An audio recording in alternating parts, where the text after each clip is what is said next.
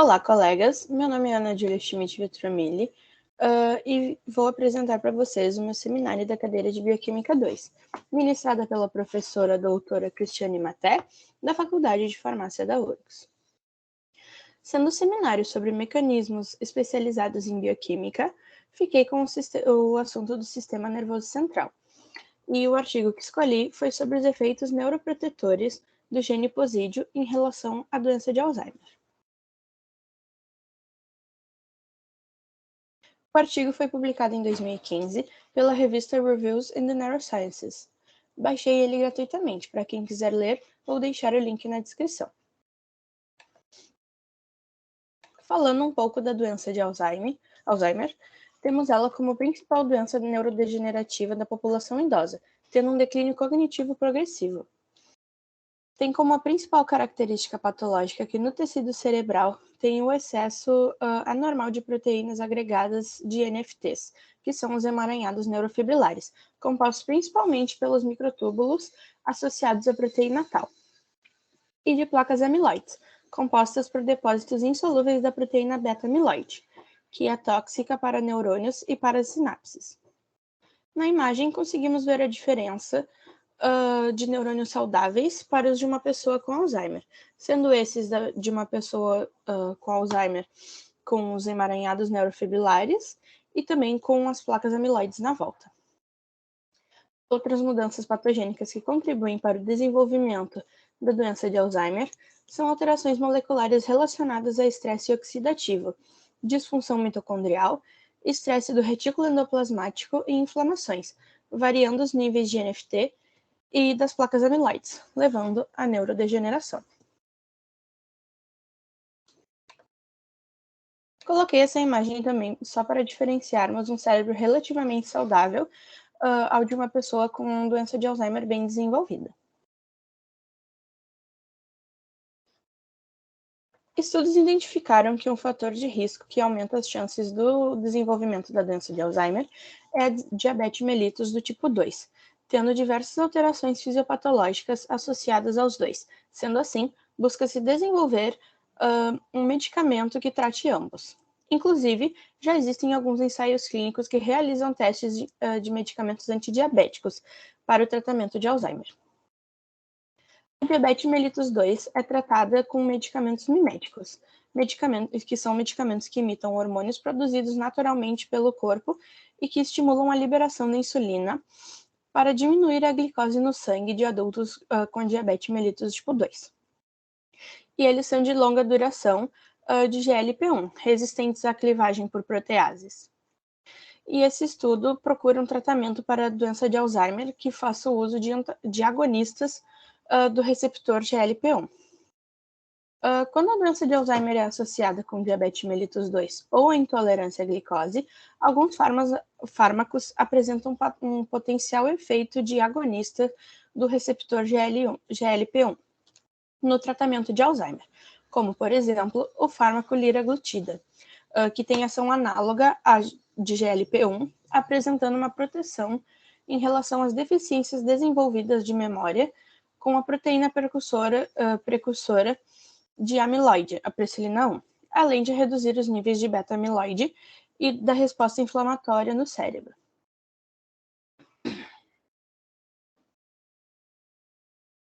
Agora, falando do gene posídio.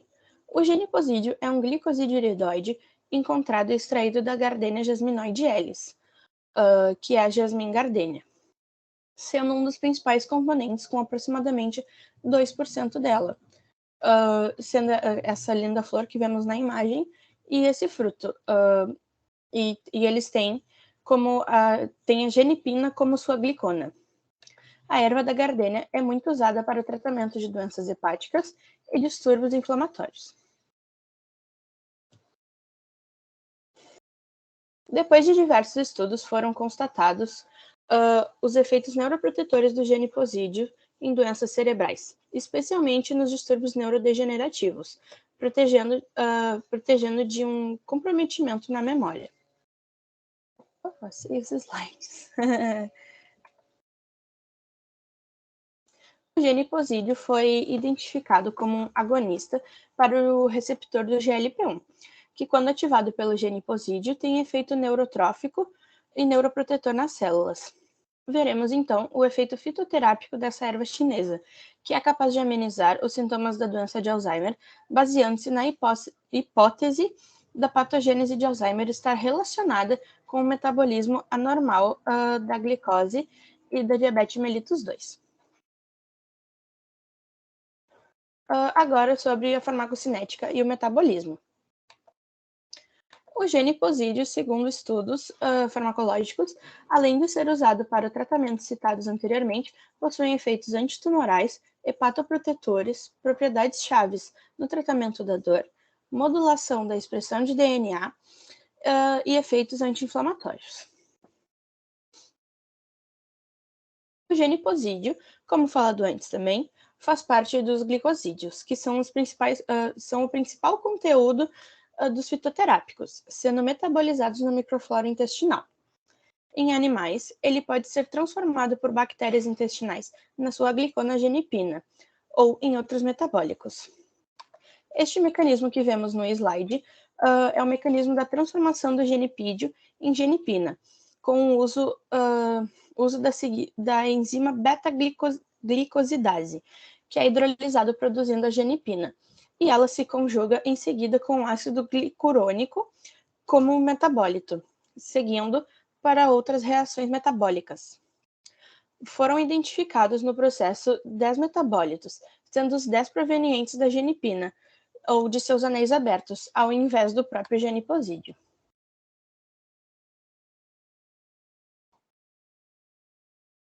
As vias moleculares, agora partindo para esse assunto, vamos falar sobre o GLP-1 e o seu receptor. O GLP-1 faz parte da família B dos GPCR, que são os receptores acoplados à proteína G. Ele é um hormônio fisiológico que tem múltiplas ações na regulação do apetite e da glicose, bem como no sistema cardiovascular. Os efeitos no apetite e na glicose são especificamente mediados pelos receptores do GLP-1 no pâncreas e no cérebro. Lembrando que a proteína G é responsável pela sinalização na tradução de sinais celulares, mediando vias metabólicas. Ele funciona através do receptor para regular a insulina e o metabolismo da glicose, o que ajuda no tratamento da diabetes mellitus 2, e ativa as vias de sinalização do segundo mensageiro, que se relacionam à sinalização do fator de crescimento, assim como a insulina e o IGF-1. Sobre o GLP-1R, que é o receptor de peptídeo 1 do tipo glucagon. É uma proteína receptora encontrada em células beta no pâncreas ou nos neurônios no cérebro. Está envolvido no controle do nível de açúcar no sangue, aumentando a secreção de insulina. O gene posídio não está ligado estruturalmente à insulina, mas se liga ao GLP-1R, contornando o comprometimento da sinalização de insulina. Após fazer a ligação com o receptor do GLP-1, ativa as vias de sinalização que convergem com a via de sinalização da insulina. E por conta dessa ligação do gene posídio com o receptor GLP-1, ele acaba facilitando a sinalização da insulina. Com a ativação do GLP-1R, o gene posídio induz a secreção da insulina de forma dose dependente, gerando propriedades neurotróficas, estimulando o CAMP, que tem funções regulatórias em problemas neurológicos, e também a via de sinalização do PI3K, que é o fosfatidilinositol 3 quinase, e MAPK, que são as proteínas quinases ativadas por mitógenos, envolvem-se na neuroproteção do gene posídio e faz evitando dano em células PC12 e SHSY5Y. Desculpa a dicção, pessoal. Nos neurônios, o gene posídio atua aumentando a expressão dos genes ligados a crescimento e a reparo celular, na inibição da apoptose e na redução de respostas inflamatórias.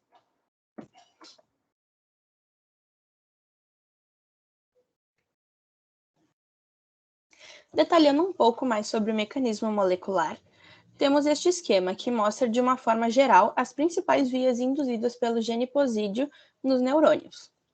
O gene posídeo ativa o receptor de GLP-1 de um jeito similar ao GLP-1. Essa ativação ativa uma adenililciclase, aumentando os níveis de CAMP, que por sua vez estimula o PKA e aumenta a transcrição do substrato do receptor de insulina 2. E por esta via pode-se ligar a sinalização do receptor de insulina.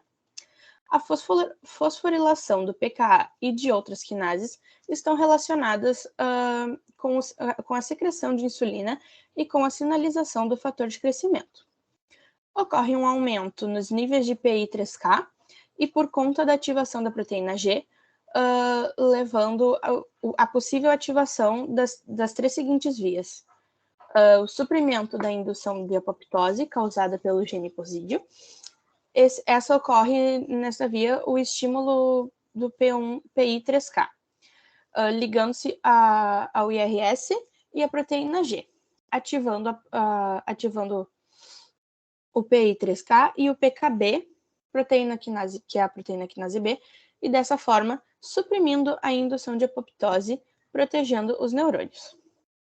A segunda opção é a ativação de GSK3, que é o glicogênio sintase quinase. Essa modifica o esqueleto e a dinâmica da célula, mediando os níveis de fosforilação da proteína tal. Também modula a clivagem do precursor da proteína beta-amiloide, melhorando o aprendizado e a formação da memória. A terceira opção é a proteína quinase ativada pelo monofosfato de adenosina, também conhecida como AMPK. Essa via ativa a expressão gênica, controlando a expressão de peptídeos necessários para o crescimento e reparo celular das células neuronais. A AMPK também envolve-se na estimulação da autofagia, que é feita pela inibição do complexo mTOR proveniente da AMPK.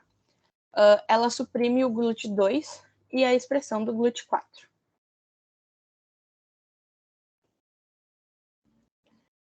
Acho válido ressaltar a relação da insulina e sua atividade de reduzir a glicose no sangue, que ocorre por conta da ativação do transportador de captação de glicose, como, por exemplo, o GLUT4, sendo essa uma das várias funções do receptor do GLP-1 e do receptor de insulina. Agora eu vou trazer para vocês alguns possíveis mecanismos neuroprotetores da doença de Alzheimer.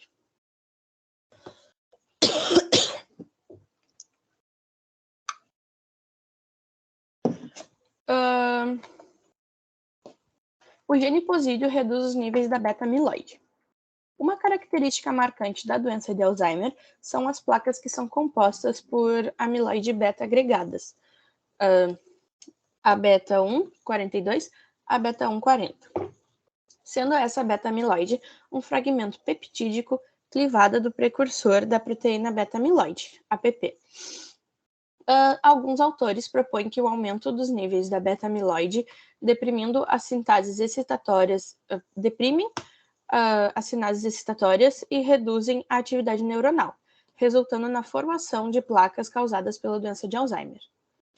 Diferentemente de um cérebro considerado saudável, que tem baixa concentração dos níveis de beta-amiloide.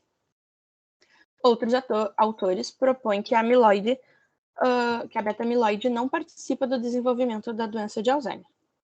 A ideia mais concreta atualmente conta que a beta-amiloide forma oligômeros solúveis, sendo esses fatores patogênicos tóxicos que causam a doença de Alzheimer. Acredita-se que eles agregam-se e acumulam-se na volta e até mesmo dentro dos neurônios, causando a disfunção cognitiva da memória. Com isso, o metabolismo da beta-amiloide se tornou um fator terapêutico na pesquisa da doença de Alzheimer. O gene posídeo é promissor na melhoria em relação à capacidade de aprendizagem e de memórias a curto prazo em humanos. Ele induz a expressão das enzimas degradantes de insulina, IDE, sendo essa uma protease degradante da beta-amiloide, e neste processo ativa o GLP-1R e protegem contra a neurotoxicidade da beta-amiloide. Em um hipocampo cultivado, quando sofreu um tratamento com a beta-amiloide, houve uma degeneração significativa dos neurônios, mas quando exposto à genipina, ela suprimiu a apoptose em células cultivadas para a inibição da ativação de capazes e função mitocondrial.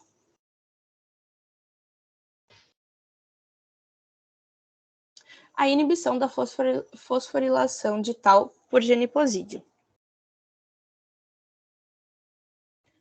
Além dos fatores citados no início, a proteína Tau tem como função primordial o transporte axonal, homeostase, função sináptica e a estabilização dos microtúbulos, tendo essa sua integridade mantida pelo estado de fosforilação de Tau. O causador da hiperfosforilação de Tau na doença de Alzheimer é a quinase GSK3. Então, explicando o que ocorre para formar os NFTs, é que quando a Tau é fosforilada, desmonta os microtúbulos, que podem agregar na maneira anormal quando hiperfosforilados, formando-os em emaranhados, como nós vimos no início. Quando agregadas aos NFTs, a proteína Tau não consegue se conectar com a tubulina, ficando impedida de montar os microtúbulos. Sendo um alvo terapêutico no desenvolvimento do tratamento da doença de Alzheimer,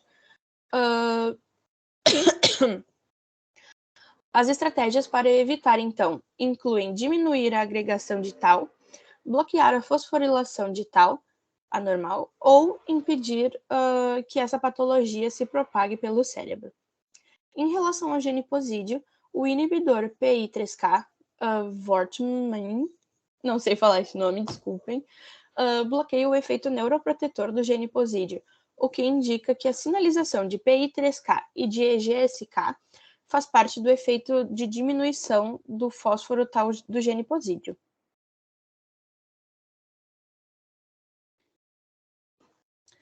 A atenuação do estresse oxidativo mitocondrial por geniposídeo. O estresse oxidativo pode ser considerado um processo de duas etapas, pois ele causa disfunção neuronal e, eventualmente, pode causar a doença de Alzheimer posteriormente. Um dos mecanismos neurotóxicos da beta-amiloide aumenta o estresse oxidativo em neurônios. Quando há inibição da depuração do cérebro, ocorre um aumento na quantidade de beta-amiloide, causando o estresse oxidativo. Desculpem. Muitas estratégias de tratamento têm sido focadas na preservação da função mitocondrial da doença de Alzheimer, como, por exemplo, a indução de proteínas antioxidantes que retardaria a progressão da lesão celular. Em teste feito em roedores, o geniposídeo diminuiu o estresse oxidativo e aumentou o potencial de membrana mitocondrial e atividades do citocromo C oxidase. E também melhorou o aprendizado e a memória com APP. A genipina inibiu os efeitos oxidativos no cérebro deles, iniciados por um sistema com ferro por ascorbato. O geniposídeo ativa o receptor do GLP-1, aumentando o CAMP intracelular, podendo aumentar a expressão da M-oxigenase 1, sendo essa uma enzima produzida sob condições de estresse celular, e reduzir o dano oxidativo induzido por água oxigenada, H2O2, e SIN1, nas células PC12, que acontece ativando a AMPK e a PKA-CREB, sinalizando a via. Temos, então, que um pré-tratamento com o geniposídeo melhora a viabilidade da célula e regula a expressão da proteína apoptótica envolvida na apoptose mediada por mitocôndrias na célula PC12. A genipina pode induzir o crescimento das neurites, com a ativação de várias proteínas quinases, como a quinase regulada por sinal extracelular, a ERK.